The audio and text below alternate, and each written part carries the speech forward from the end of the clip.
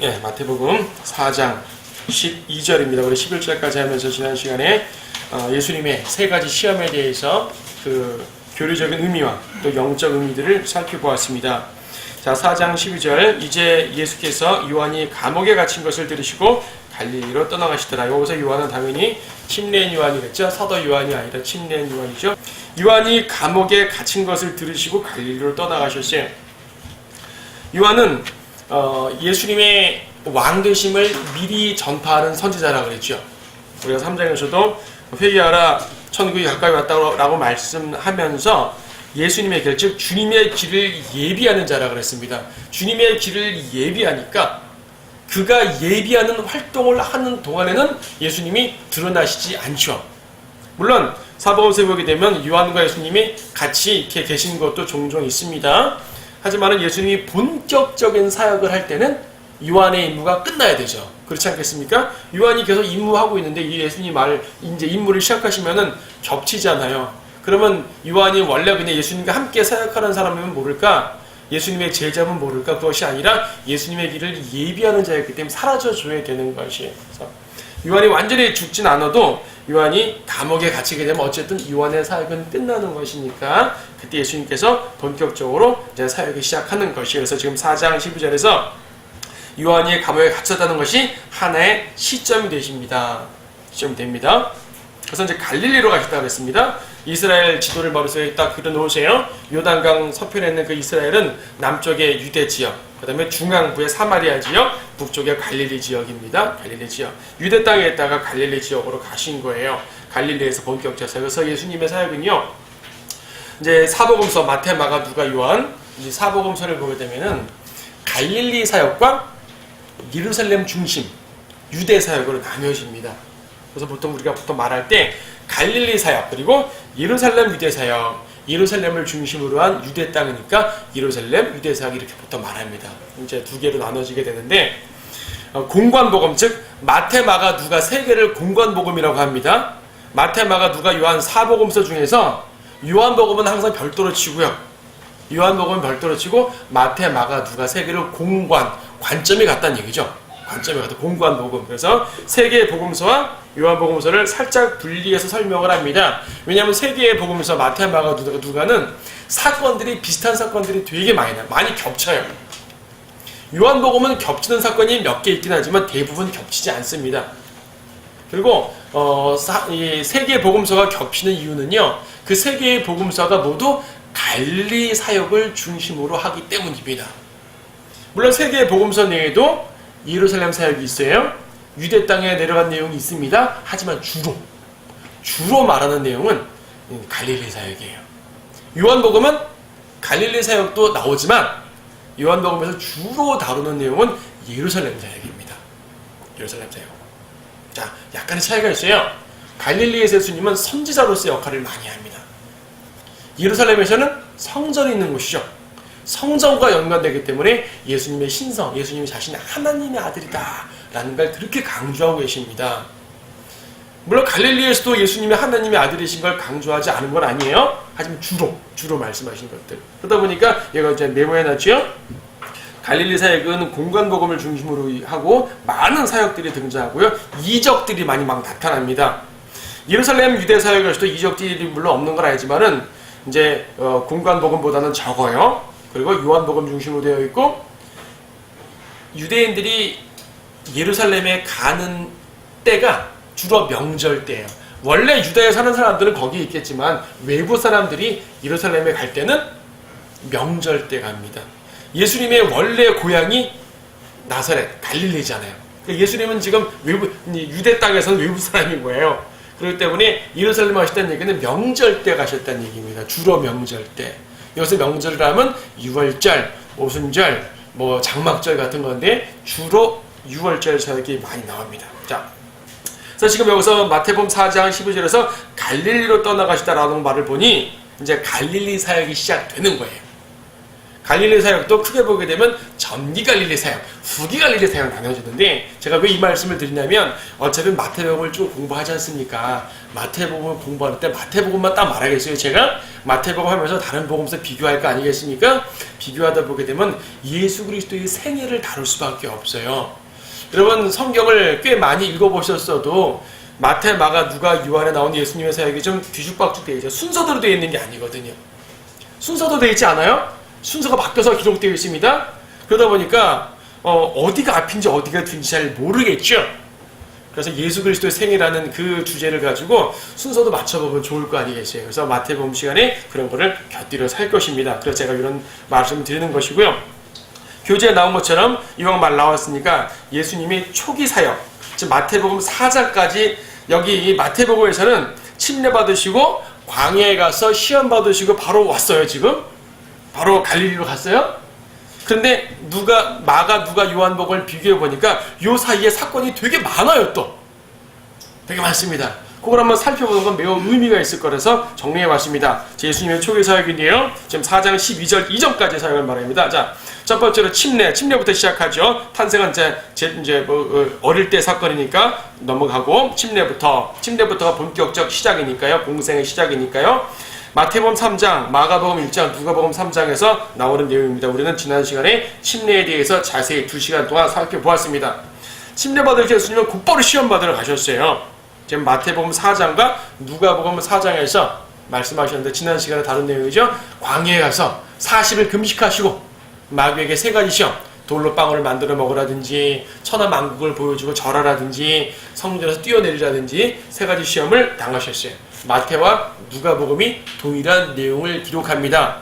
이 내용까지는 순서가 같습니다. 침례 다음에 시험까지 똑같아요. 근데 지금 마태복음 4장에서는 지금 이제 4장 15절에 문단이 확 바뀝니다. 여러분 성경 보게 되면 동그라미 단락 구분 표시가 있죠.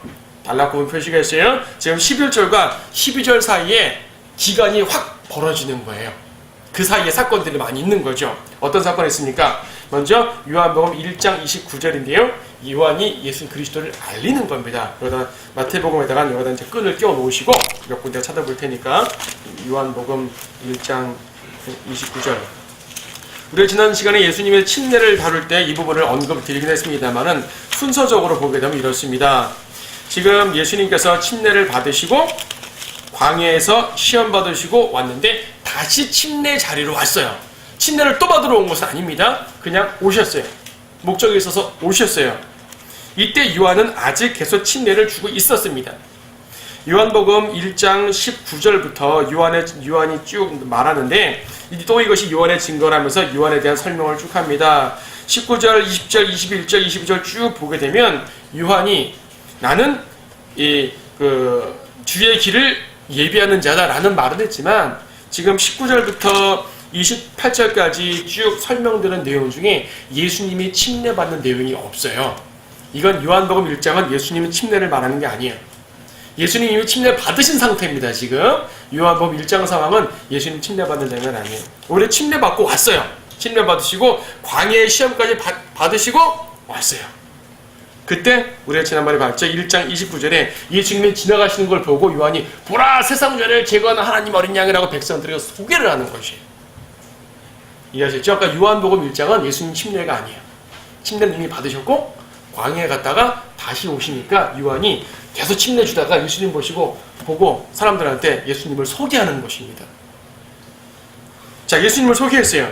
그러니까 요한복음 1장 25절에서 그 다음날도 또 요한은 요단강에 있네요. 예수님은 그 다음날도 또 그 자리에 가셨네요.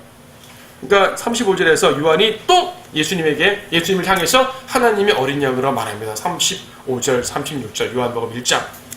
이때 침례 요한의 제자 2명이 예수님을 따라갑니다. 따라가요. 40절 보니까 요한의 말을 듣고 주를 따라간 2 사람 가운데 하나는 시몬 베드로 형제 안드레더라. 안드레가 예수님 따라갑니다. 그러니까 안드레는 원래 요한의 제자였어요. 그렇다가 예수님을 보고 저분이 진짜 메시아니까 그분께 간 거예요. 세속적으로 말하면 갈아탄 건데 그렇게 말하면 안 돼요. 요한이 스스로 저분을 따라가라고 말해준 겁니다. 따라갔습니다. 가서 예수님을 만나고 나니까 저분이 메시아 확실하거든요. 그래서 41절 보니까 그가 먼저 그의 형제 시몬을 만나 베드로를 만난 거죠. 말하기를 우리가 메시아를 만났다고 하니 그것을 해석하면 그리스도라. 이제 베드로를 데리고 오는 겁니다. 그러니까 베드로는 여기 요단강변에서 예수님을 처음 만나요. 갈릴리에서 만나기 전에 요단강에서 먼저 만나는 거예요. 안드레의 인도로서. 예수님의 설교 좀 들었겠죠? 예수님 이때 처음으로 말합니다. 42절에서 너는 게바라, 그러니까 요나의 아들 시몬이라 너는 너를 게바라 부르리라. 그냥 원래 이름은 시몬입니다. 시몬인데 내가 너를 게바라 부르리라. 게바는 돌이라고 돌. 예수님도 반석이잖아요. 반석도 돌이니까 예수님은 큰 반석이고 베드로는 조그만 돌이에요. 돌같이 굳건하란 말이죠. 예수님의 제자로서 불러주신 내용입니다. 이런 일이 생깁니다. 그리고 뒤에 보니까 또 빌립과 안드레가 또 나다나엘을 만나고 하는 몇몇 제자들을 만나는 사건이 요한복음 1장에 등장해요. 예수님이 침례 자리에 와셔서 소개를 받고 제자들이 오는데 우리는 여기서 베드로가 예수님을 만나는 장면을 기억하는 거죠. 그리고 곧바로 요한복음 2장으로 넘어갑니다. 자, 지금 예수님이 침례받았던 그 장소, 요한이 침례된 장소는요, 이 요단강 중에 남부예요, 남부. 요단강 중에 남부란 얘기는 유대 땅 근처에라는 얘기입니다. 유대 지역입니다. 근데 2절, 요한복음 2장 보니까 갈릴리 카나의 혼인식이 있었답니다. 그러니까 위로 올라가신 거예요, 다시. 여기서 갈릴리로 가신 게 마태복음 4장 13절에 갈릴리 간 게 아니에요. 그보다 전에 별도로 가셨어요. 가서 뭐 하셨습니까? 물로 포도주를 만들어 주셨어요. 물로 포도주를. 그러니까 같은 갈릴리에 사긴 했는데 이건 아직 회개하라 천국 약관이다 이 사역이 아니에요. 지금 아직 천국 사역하기 전입니다. 개인적인 자격으로 가셨어요. 개인적으로 가셔가지고 물로 포도주 만들어 주신 것이에요. 자, 이런 일들이 있습니다. 그리고 요한복음 3장으로 넘어가게 되니까 누가 나옵니까? 니코데모, 유대인의 관원인데 이 사람이 예수님이 지금 요단강 주변에서 침례한 요한뿐 아니라 예수님도 다양한 일을 하셨거든요. 아니요, 2장 13절 보게 되니까 6월절에 예루살렘 성전에 들어가셨는데 성전에서 장사꾼들이 판을 칩니다. 성전에서 장사꾼들이 판을 치니까 성전을 뒤엎어버립니다. 왜 거룩한 성전에서 이따위 짓 하냐고 뒤엎어버려요. 그러고 3장에서 니코데모를 만납니다. 니코데모는 이런 모든 걸 쭉 보고 나서 또 예수님이 가벼운 이적도 많이 하셨거든요. 밤에 몰래 와서 어떻게 하면 되냐고 묻죠. 예수님께서 니코데모에게 요한복음 3장 3절 진실로 진실로 내가 너에게 말하노니 사람이 거듭나지 않으면 하나님 나라 볼 수 없느니라. 거듭나라고 말씀하시죠. 3장 5절에서 진실로 진실로 내가 너에게 말하노니 사람이 물과 성령으로 태어나지 않으면 안 된다 그랬어요. 물과 성령으로 태어나야 하나님의 나라에 들어갈 수 있단 말입니다. 물과 성령으로 태어나는 거예요. 물로 한 번 태어난 사람이 성령으로 한 번 더 태어나는 게 거듭나는 거죠. 요한은 이해 못했습니다. 어떻게 거듭나요? 2번 태어나라고요? 내가 어머니 뱃속 어떻게 들어갑니까? 그 말이 아니라 한 번 더 태어나라. 어떻게 더 태어나죠? 성령으로 태어나라. 네가 지금 태어난 건 물로 태어난 거야. 모든 사람이 물로 태어나서 어머니 뱃속에서. 근데 한 번 더 태어나야 된다. 뭘로요? 성령으로. 이게 거듭나는 거다라고 설교해 주셨죠. 그렇게 하셨어요. 그리고 여러 이적들도 행하셨고요. 그 다음에 요한복음 4장으로 가가지고 갈릴리로 올라가는 과정에서 명절이 끝났으니까 다시 올라가거든요. 올라갈 때 누구를 만납니까? 사마리아 여인. 유대에서 갈릴리로 올라가려면 사마리아 지역을 통과합니다. 사마리아는 유대인들과 역사를 공유함에도 불구하고 분리된 지역입니다. 왜냐하면 사마리아인들은 이방인들과 많이 섞였거든요. 전통도 달라요. 유대인들은 사마리아인이 유대인임에도 불구하고 이방인 취급을 했습니다. 오히려 갈릴리는 유대인 취급을 했는데 사마리아는 중간에 있는 사마리아는 이방인 취급을 했습니다. 상종을 안 했습니다. 우리나라 지역 갈등 훨씬 심했습니다. 우리나라 뭐 지역 갈등이 있다 그러죠? 예수님 시대에 유대 땅과 사마리아인의 지역 갈등은 훨씬 심했죠. 사마리아를 어떻게 지나갈 수 있지만 거기서 뭘 물을 마시달라고요? 여기다 물 좀 다오 이런 거 안 됩니다. 사마리아인한테 물 달라고 그랬다가 사마리아인이 왜 나한테 물 달라고 그래요? 유대인이요? 맨날 우리 경매라더니 왜 나한테 물 달라고 그래요? 예수님은 사마리아인을 그때 구령했죠. 복음 전했죠. 사마리아인뿐 아니라 사마리아인들이 다 구령했습니다. 그 동네 사람들을. 그렇게 해가지고 됐어요. 그 다음에 등장하는 것이 바로 마태복음 4장으로 넘어가는 것이에요. 사마리아를 통과해서 갈릴리로 가거든요. 그래서 가는 게 이제 요한이 투옥된 상황이 되는 것이고 갈릴리로 가는 것이에요. 그러니까 마태복음에서 시험 끝나고 갈릴리로 갔는데 이 사이에 유대 땅 가서 예수님이 소개도 받고 물로 포도주도 만들고 성전도 한번 정결케 하시고 니코데모에게 설교 한번 하시고 사마리아인에게 이제 설교 한번 하시고 이 모든 사건이 쭉 있고 그 다음에 갈릴리로 딱 가시는 것이에요. 근데 갈릴리로 갔는데 바로 설교하는 게 또 아닙니다. 누가복음 4장을 보게 되면은 갈릴리로 가셔서 먼저 나사렛으로 가셔서 나사렛으로 누가복음 4장 16절 보니까 주께서 자라나신 나사렛에 오셔서 자신의 관례에 따라 안식일의 회당에 들어가서 성경을 읽으시려고 서시더라. 유대인 남자들은요 회당에서 성경을 읽을 자격이 있습니다. 유대인 남자들은 회당에서 경배를 들고 이제 성경 공부를 하는 거거든요. 경배는 성전에서 하지만 성경 공부할 때 서로 회당에 비치되어 있는 성경 두루마리 성경을 서로 읽으면서 서로 또 이제 아멘도 하고 하는 그런 것이 있어요. 예수님은 이미 30살이시니까 청년 아니에요. 이미 유대인 이 청년들은 그렇게 생활했기 때문에 자신의 관례대로 성전에 들어가셔서 이사야의 책을 펴서 읽으셨습니다. 어떤 내용을 읽으셨을까요? 누가복음 4장 18절 주의 영이 내게 임하시니 이는 가난한 자들에게 복음을 전하게 하시려고 내게 기름을 부으심이라. 그가 나를 보내셨으니 이는 마음이 상한 자를 치유케 하시며 포로들에게 구원을 선포하고 눈먼 자를 보게 하고 짓밟힌 자들을 해방시켜주고 주의 기뻐 받으시는 해를 전파하게 하심이라. 지금 예수님은 그 전에 침례받으시기 전에도 나사렛 회당에서 성경을 읽으면서 그 백성들과 교제했었습니다.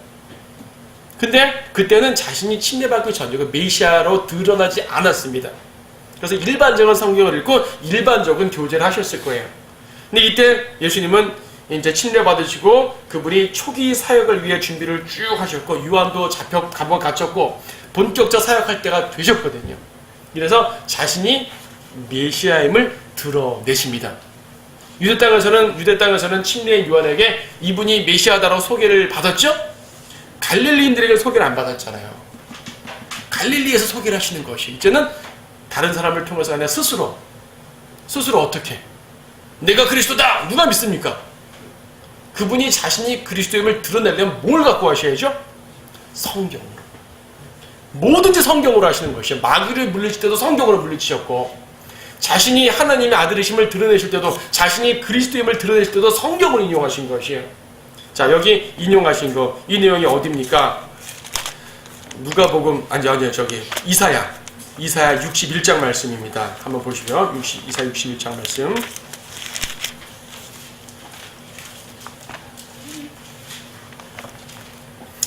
61장 1절부터 보면 주 하나님의 영이 내게 임하셨으니 이는 주께서 내게 기름을 부으사 온유한 자에게 기쁜 소식들을 전파하게 하심이라. 그가 나를 보내심은 마음이 상한 사람들을 싸매고 포로된 자에게 자유를 갇힌 자에게 감옥의 열림을 선포하며 주의 기뻐 받으시는 해를 선포하고 우리 하나님의 복수의 날을 선포하며 모든 슬픈 자를 위로하고 하면서 쭉 이어져요. 이 내용이 뭡니까?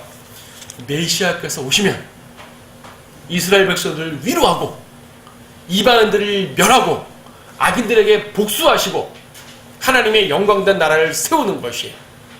그래서 이 말을 인용하는 뭐냐면 내가 바로 그 메시아다 그 말입니다. 근데 지금 이사야 61장 2절에서 주의 기뻐 받으시는 해를 선포하고 여기까지만 읽었어요. 이 뒤엔 읽지 않았습니다. 누가복음 4장 보게 되면 주의 기뻐 받으시는 해를 선포하고까지 딱 하고 덮으셨다고 그래요. 성경을. 왜 그랬을까요? 이 뒤의 내용은 재림 때 내용이거든요.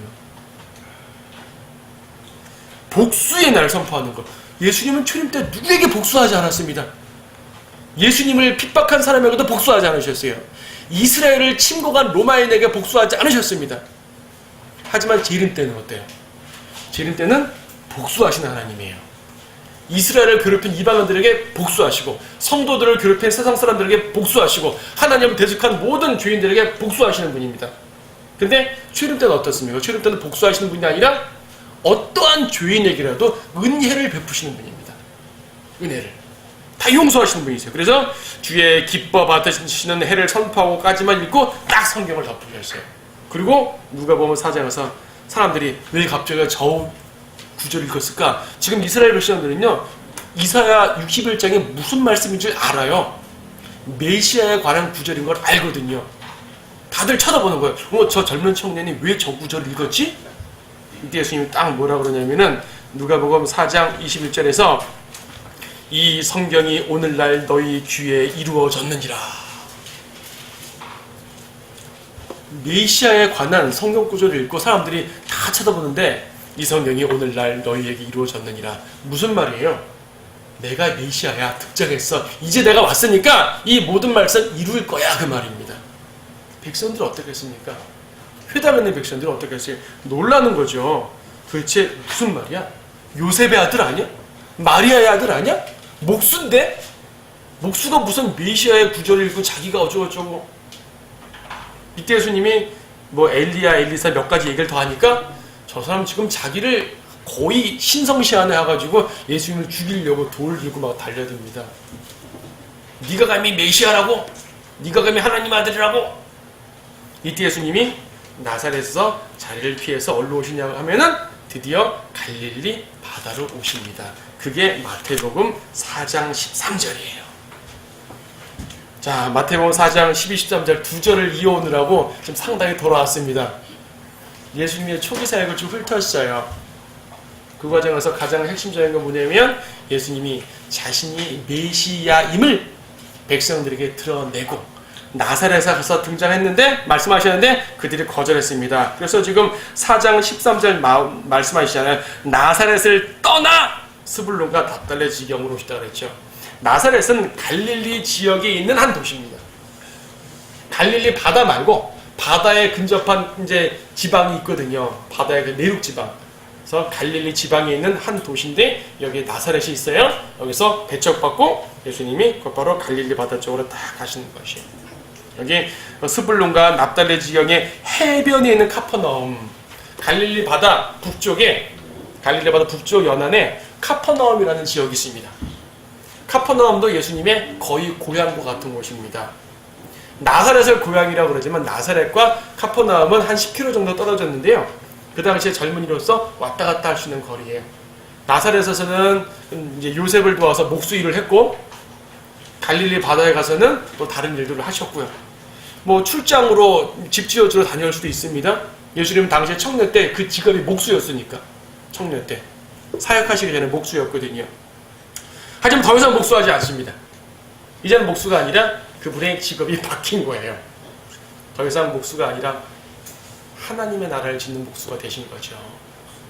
새로운 목수가 되신 것이에요. 제자들도 어부였는데 새로운 어부, 사람을 낚는 어부를 바꾸시잖아요. 예수님이 목수였다는 게 되게 중요한 거예요. 예수님 목수시면서 얼마나 많은 못을 쳤겠어요, 나무에다가. 목수가 얼마나 많은 못을 쳤겠어요. 근데 예수님이 마지막 죽으셨을 때 뭘 받았어요? 못을 받겠잖아요. 수없이 내리친 그 망치를 본인이 받으신 거예요. 십자가의 죽으심으로 말미암아 그분은 새로운 나라를 건설하신 거죠. 망치로 만들어서 수많은 집을 지으셨지만 새로운 집을 건설하신 것이에요. 자신에게 못을 박으면서. 자, 이런 모든 걸 볼 때 하나님께서 왜 예수님을 목수의 가정으로 인도하셨는지 이해가 되죠? 우연이 아닙니다. 다 하나님의 섭리 속에서 이루어지는 것이에요. 자, 나사렛에서 와서 이제 카퍼나움에 가셨어요. 가셔서 말씀하십니다. 선지자 이사야의 말씀을 이루려 하신 건데 4장 15절에서 요단강 저편 이방인들의 갈릴리 해변길에 스불론 땅과 납달리 땅아 흑암에 앉은 백성들이 큰 빛을 보았고 또 죽음의 땅과 그늘에 앉은 그들의 자들에게 빛이 비추었도다 라고 말씀하신 거죠. 이사야의 말씀을 인용하십니다. 이사야 1 구절인 이사야 9장 1절 말씀을 보십시오. 이사야 9장 1절 말씀.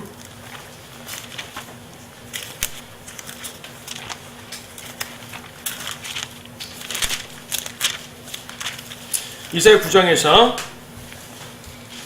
그럼에도 불구하고 그 침침함이 괴로움을 당하던 때만큼은 되지 않을 것이니 그가 스불룬 땅과 납달리 땅을 처음에는 가볍게 괴롭히셨다가 그 후에 요단 건너 민족들의 갈릴리에 있는 해변길에서 더욱 가혹하게 괴롭히셨을 때라. 문장이 조금씩 바뀌긴 합니다만 스불룬, 납달리, 갈릴 이런 말들이 나오죠. 2절 후감에서 행하던 백성이 큰 빛을 보았으며 죽음의 그림자의 땅에 거하는 자들 위에 빛이 비추었다. 이게 중요한 말씀이에요. 후감에 행하던 백성이 빛을 보았습니다. 자, 이사야에서 이 말씀을 할 때 갈릴리 지역에서 어떤 빛이 나타나는구나 이걸 예언했는데 그걸 예수님이 딱 스스로 등장하시면서 후감에 앉은 백성이 큰 빛을 보았다. 마태복음 4장 16절 말씀하시잖아요. 예수님이 그분이라는 얘기예요. 이사야의 말씀을 성취시키는 분이라는 얘기죠. 여기 지금 마태복음 4장 15절에서는 이방인들의 갈릴리라고 말했습니다. 이방인들의 갈릴리. 이사야에서는 민족들의 갈릴리라고 되어 있을 것이에요. 민족들이란 말은 이방인들이란 말과 같은 말입니다. 이스라엘은 한 민족이잖아요. 한 민족. 근데 민족들 하게 되면은 이방인 이제 이스라엘을 뺀 다른 민족이잖아요. 이스라엘은 항상 한 민족이고 민족들 하면 이스라엘을 뺀 많은 민족들이에요. 그래서 이방인이란 말입니다. 같은 표현이에요. 완전 동의어입니다. 동의어. 그래서 이방인들의 갈릴리인데 우리가 실질적으로 사복음서를 보게 되면 갈릴리 지역에서 예수님이 유대인들과 많이 싸웁니다. 근데 그걸 이방인들의 땅이라 그래요. 무슨 말입니까? 당시 갈릴리 지역은요 유대인들이 살았지만 이방 지역과 무수한 교역을 해가는 중심지였었어요. 갈릴리 바로 이쪽 시리아 또 지중해 이런 나라들하고 교역을 꽤 많이 하면서 카퍼나움 이런 데도 교역하는 그러한 곳이에요. 이방인들이 많았죠. 유대인들도 있고 이방인도 있는 지역입니다. 밑에 예루살렘 유대 땅은 유대인들만 있는 지역이에요. 갈릴리는 유대인의 지역이지만 이방인들이 많은 지역입니다. 왜 예수님이 그 지역을 선택하셨을까요? 유대인과 이방인 모두에게 빛을 비추기 위해서였습니다. 물론 예수님이 처음 오신 것은 1차적으로는 유대인들을 구원하시는 목적이 있었지만 유대인들이 구약의 하나님의 백성이었지만 예수님의 마음속에 하나님의 마음속에 어차피 예수님은 모든 인류를 위해 죽으시고 모든 인류를 구원하실 분이거든요. 그래서 이방인들을 함께 찾으신 것이에요. 이방인들에게. 그래서 흑암에 앉은 백성들이 큰 빛을 보았고 그렇죠. 마귀의 세력 안에 있었으니까 흑암에 앉은 사람들이죠. 자, 여러분들은 지금 갈릴리 땅에 있지 않습니다. 대한민국에 있습니다. 하지만 여러분들도 여전히 흑암에 앉은 백성들이었죠.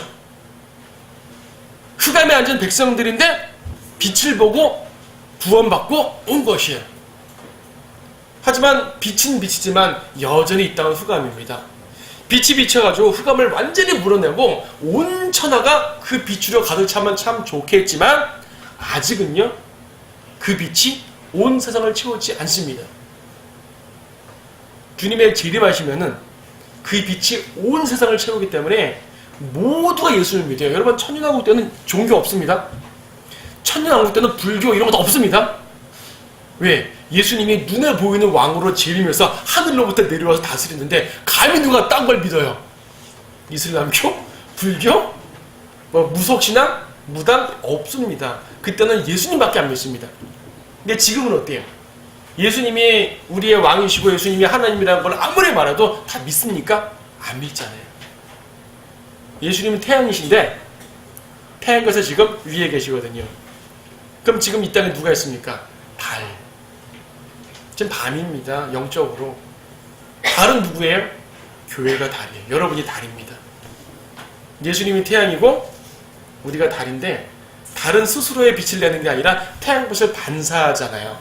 여러분은 흑암에 있는 백성들, 이 껌껌한 밤, 대한민국 전 세계 껌껌한 흑암, 이곳에 있는 백성들에게 예수님의 빛을 받아서 비추는 자들입니다.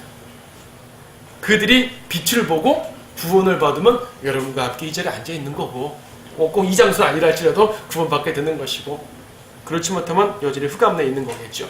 예수님은 바로 그런 흑암에 앉은 백성들에게 빛을 주시기 위해서 오셨어요. 요한복음 1장에서 예수님을 빛이라고 했어요. 참 빛이라. 세상의 빛이라.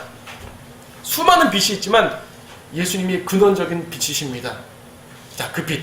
그 빛께서 오셨어요. 17절 그때부터 예수께서 전파하기 시작하여 말씀하시기를 회개하라 천국이 가까이 왔느니라. 자, 천국 얘기를 한 번 더 하시네요. 3장에서 침례의 요한이 너희는 회개하라 천국이 가까이 왔느니라. 예수님도 천국이 가까이 왔느니라. 천국 사역을 하기 위해서 마태복음에서는 이렇게 말씀하십니다. 중간 단가 다 뺐잖아요. 니코데에 만난 얘기 뺐습니다. 요한복음에 나와요. 또 뭐예요? 이 카나에서 물로 포도주 만든 사건 안 나오죠? 뺐습니다. 왜? 그건 천국 전파 사역이 아니거든요. 그건 천국 전파 사역이 아닙니다. 천국 전파 사역이 지금 마태복음의 목적이에요. 자, 우리가 3장 할 때 천국을 간단히 말씀드렸습니다. 한 번 더 약간 다른 관점으로 말씀드리지요. 자, 하나님의 다스리는 총체적인 나라가 있습니다. 여러분 죽어서 하늘나라 갈 텐데 그거 빼고 그건 별도로 치고요. 우리가 죽어서 우리의 혼이 올라가는 건 별도로 치고요. 이 땅에서 있는 것만 말할 때 하나님의 총체적인 나라가 있습니다. 근데 그 나라가요, 지금 여러분이 그 나라에 있어요. 여러분은 육신적으로는 대한민국 땅에 있죠. 대한민국 땅에 있지만은 영적으로는 누구의 백성입니까? 하나님의 백성이에요. 육신적으로는 대한민국 백성이고 영적으로는 하나님의 백성이죠. 그럼 누가 왕입니까, 여러분의? 예수님이 왕이에요. 여러분의 영적인 왕은 예수님이라고요. 물리적으로는 이 땅의 정치가들이 뭐 이렇게 통치하겠지만 영적인 왕은 예수님입니다. 그리고 그것은 어디까지 영적 왕이기 때문에 여러분은 내 국적은 대한민국 아닙니다. 난 영적 국적만 따질게요 하고 대한민국 시민을 포기한다든지 대한민국 법을 지키지 않는다든지 이럴 수 있습니까? 아니죠. 여러분은 구원받지 않은 세상 사람과 똑같이 대한민국 백성으로 살아야 돼요. 하지만 영적으로만 하나님의 백성이에요. 영적인 통치. 기도할 때 응답해 주시고 우리의 마음에 불안할 때 평안을 주시고 모든 면에서 이끌어 주시잖아요. 근데 이 나라가요, 지금은 영적 나라지만 주님의 재림하시면 더 이상 영적 나라가 아니라 실제적 나라가 되죠. 그렇죠? 주님의 재림하셔요. 이 땅 자체가 바뀝니다. 세상 정보 싹 무너집니다. 세상 통치자들 모두 무너집니다. 문자적으로 무너집니다. 예수님이 왕이시고요. 오히려 성도들이 그 밑에서 지역 왕들이 된다는 말입니다. 지역 통치자들. 이때는 실질적인 통치죠. 자, 그러면 지금 여러분이 있는 하나님의 나라는 영적인 하나님의 나라고요. 미래에 올 하나님의 나라는 실제적 하나님의 나라예요. 그렇죠? 영적 하나님의 나라는 예수님이 어디 계십니까? 하늘에. 또 어디 계셔요? 우리 마음에. 실제적 하나님의 나라에서는 예수님이 어디 계실까요? 예루살렘 성에 계시는 거예요. 실제 이 땅에 계시는 거예요. 자, 이렇게 말할 때 영적인 하나님의 나라, 지금 우리가 있는 영적인 하나님의 나라를 그냥 하나님의 나라라고 표현을 하는 거고요. 미래에 임할 실제적 하나님의 나라를 천국이라고 표현하는 거예요. 우리가 천국과 하나님의 나라를 다르다고 말하는데 이 다른 걸 쉽게 말하면 하나님의 전체적인 하나님의 나라 중에서 영적인 하나님의 나라 부분과 미래에 올 실제적 하나님의 나라가 있어요. 미래에 올 실제적 하나님의 나라를 천국이라고 말하는 것이고 예수님은 마태복음에서는 바로 그 하나님의 나라를 전파하기 때문에 천국이라고 말하는 것이에요. 침례 요한도 영적 하나님의 나라를 전하는 게 아니에요. 침례 요한은 실제적인 왕국을 제시한 거예요. 메시아 왕국, 구약에 예언된 왕의 왕국. 예수님도 지금 마태복음에서는 그 왕국을 전하고 있어요. 물론 예수님이 다른 데서는 영적 나라 전하는 부분도 있습니다. 그거는 나중에 따로 보도록 하고요. 마태복음 이 부분은 지금 예수님이 실제적 왕국을 전하고 계시는 것이에요. 유대인들은 그 왕국을 기다리고 있거든요. 내가 왕이야! 이 말을 했어요. 누가복음 4장에서도 나사렛 회당에서. 근데 그들이 거절했어요. 다시 갈릴리에서 말씀하신 것이 내가 왕이야! 내가 왕국 갖고 왔어! 나를 믿고 되면 여러분들은 된다! 너희들은 왕국에 들어간다! 이런 말을 하고 계시는 거죠, 지금. 자, 천국이 가까이 왔다라고 말씀하시면서 천국의 왕으로서 자신을 드러내십니다. 18절에 예수께서 갈릴리 해변을 걸어가시다가 두 형제를 보셨는데 베드로라는 시몬과 그의 형제 안드레라. 아까 안드레하고 베드로 언제 만났어요, 예수님? 요한복음 1장에서 만났잖아요. 이때는 누가 먼저 예수님 만났죠? 안드레가 먼저 만났어요. 그리고 예수님을 소개해줬어요. 그리고 요한복음 1장에서는 장소가 갈릴리가 아니에요. 어디였어요? 요단강 하류, 유대 땅 지역. 근데 지금 여기는 갈릴리예요. 그럼 무슨 말입니까? 성경이 왜 이렇게 틀려요? 성경이 모순이네요? 아니요. 요한복음 사건과 마태복음 사건이 다른 거예요. 지금 베드로는 예수님을 두 번째 만난 거예요. 지금 두 번째로. 요한복음 1장에서 그냥 만났어요. 예수님 말씀도 들었겠죠. 그때 예수님은 너는 시몬인데, 요네 아들 시몬인데 너를 게바라 부르리라. 게바라 부르리라. 그러고 끝났습니다. 이때는 예수님이 만났는데, 이때 18절 갈릴리 해변에서 베드로와 안드레가 뭐하고 있어? 그물을 바다에 던지고 있었어요. 그물을. 이들의 직업은 어부거든요. 예수님은 목수, 이들은 어부예요 지금. 예. 그물을 던지고 있었습니다. 이때 예수님께서 19절에 나를 따라오라, 내가 너희로 사람들을 낚는 어부가 되게 하리라. 물고기 낚는 어부가 사람 낚는 어부로 바뀌는 장면이죠. 아까 요한복음에서는 게바라 부르리라, 돌같이 단단한 모습, 흔들리지 않는 모습을, 그런 신앙을 요구하셨다면 이제는 사람 낚는 어부, 즉 복음 전파자의 제자로 임명을 하시는 것이에요. 이게 두 번째 만난 자리예요. 처음 만난 자리가 아니에요. 베드로는 부르심 받을 때 한 번에 부르심 받지 않고 두 번의 부르심을 받았어요. 그래서 요한복음 1장에서는 모든 걸 버려두고 주님을 따라가지 이런 말 없어요. 근데 주님 따라가지 않았습니다. 그냥 자기 갈릴리 와서 직업생활 한 거예요. 그냥 이때는 그렇구나, 주님이 나를 부르시는구나, 가는 거죠. 이미 앞에 한 번 예수님을 만났으니까 예수님이 어떤 분인 것도 알고, 그분이 이적도 보았고 설교도 들었단 말이에요. 아, 저분이 드디어 나를 부르시는구나. 그렇죠. 여러분 그런 생각 안 해보셨어요? 구원받고 주님을 쭉 믿고 있는데, 나도 이러한 사역을 해보고 싶다고, 전임 사역자를 말하는 것이 아니라 주님의 사역에 동참하고 싶다. 어떤 형태든지 간에. 근데 주님이 날 불러줬으면 좋겠다. 안 불러주셔요. 근데 어느 순간 기다려 가시다가 어느 순간 부르셨어요. 그 부르심의 방법이 말씀을 통해서일 수도 있고, 마음의 감동일 수도 있고, 형제자매의 권면일 수도 있고, 교회의 이제 초청일 수도 있고, 다양한 방법이지만 주님이 나를 부르신 거예요. 이 부르셨을 때, 부르심을 받았을 때, 지금 베드로는 20절에 그들이 즉시 그물을 버려두고 주를 따라갔습니다. 자, 부르심을 기다린 사람은요, 주저하지 않습니다. 내가 지금 무엇을 갖고 있더라도, 어떤 위대한 일을, 큰 일을 하고 있더라도 주님이 부르시면 던지고 갑니다. 근데요, 아무 준비도 하지 않은 사람이 예수님이 부르게 되면은, 물론 어떤 사람은 아무 준비 안 했어도 주님 부를 때 그 순간에 변화보고 간 사람도 간혹 있지만, 대부분의 경우는 그렇지 않죠. 대부분은 베드로 같을 거예요. 뒤에 보면 마태라는 사람 나와요. 마태복음 저자 마태는 이 세무소에 앉아있다가 그냥 단번에 갔습니다. 근데 보통 그러지 않죠. 우리는요, 몇 번의 부르심을 통해서, 혹은 몇 번의 만남을 통해서, 아, 그래, 예수님이 저런 분이구나, 나도 저분을 섬기고 살고 싶어, 나도 저분처럼 하고 싶어, 저 형제 자매처럼 주님을 정말 섬기고, 나도 봉사하고, 나도 하늘나라에서 영광도 받고 상도 받고 싶어, 어떻게 하면 좋을까? 근데 주님이 어떠한 계기를 통해 나를 부르신 거예요. 이건 행복한 겁니다. 기쁜 거고요. 이렇게 기다렸던 사람은요, 던져버리고 갈 수 있습니다. 여러분도 그런 기다림이 있기를 바라요. 아멘. 여러분 안에도 그런 기다림이 어떤 형태든, 각자 상황이 다르니까 자기 상황 따라 다르죠. 저랑 똑같지 않습니다. 각자의 상황 속에서 주님의 부르심을 기다리고 있고, 이미 여러분 주님이 누군지 알잖아요. 예수님이 어떤 분인지 알잖아요. 베드로처럼 안단 말이에요. 이때 주님이 어떤 계기를 통해 여러분을 만나셔서 나를 따라오라, 내가 너희를 사람들을 낚는 어부가 되게 하리라고 말씀하신다면 주저하지 마시라는 얘기죠.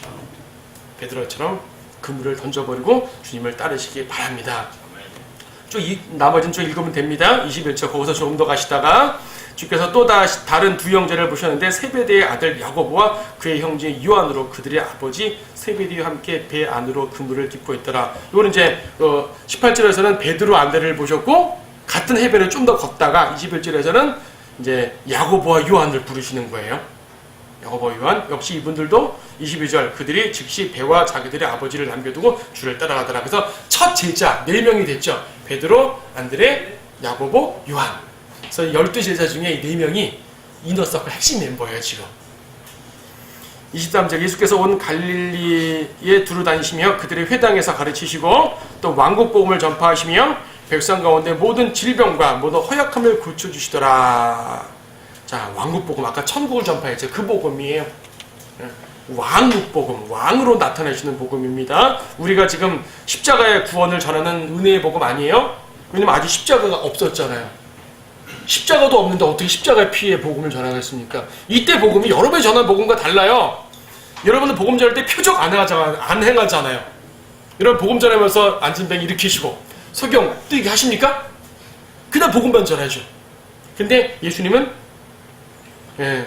모든 질병과 허약함을 고쳐주셨어요. 병자 치유. 치유라는 이적과 더불어 왕국 복음을 전파하셨어요. 자, 여러분이 전하는 복음과는 다릅니다. 하지만 어쨌든 복음은 복음이고요. 예수님은 자신을 이제 하나님 나라의 천국의 왕으로 제시하셨어요. 24절 주의 명성이 온 시리아로 퍼져 모든 병든 자, 즉 갖가지 질병과 통증으로 고통받는 자들, 마귀들에게 사로잡힌 자들, 정신병자들, 중풍병자들을 주께 데려오니 그들을 고쳐주시니라. 다 고쳐주셨죠. 왕국 복음에는 이적이 따릅니다. 반드시. 그러자 갈릴리와 데카폴리와 예루살렘과 유대와 요단강 건너편으로부터 큰 무리가 주를 따르더라. 지금 위치는 갈릴리 지방인데요. 여기 25절 말하는 지역들은 이스라엘 전역이에요. 전역. 이스라엘 전역에서 예수님께 나온 것이요. 자, 상징적으로 보세요. 예수님이 천국의 왕이죠. 왕국의 왕입니다. 자, 왕국이 되려면 왕이 있어야 되고 백성들이 있어야 되고 통치 지역이 있어야죠. 셋 중에 하나도 없으면 나라가 돼요, 안 돼요? 안 되지 않습니까? 지금 왕이 오셨어요. 백성들에 몰려들었습니다. 몰려든 지역들이 지금 이스라엘 땅들이에요. 자, 왕국이 준비된 거야, 지금. 왕국이 준비돼서 예수님의 초기 사역에 천국이 융성하게 전파됩니다. 이게 갈릴리 사역이에요. 그때 뭐가 있으면 끝납니까? 자, 왕, 백성, 국적, 영토. 뭐가 하나 더 있으면 왕국이 딱 성성될까요? 법, 헌법. 그래서 5장이 헌법이에요. 자, 다음 시간에 5장을 심도 있게 공부해 보도록 하겠습니다.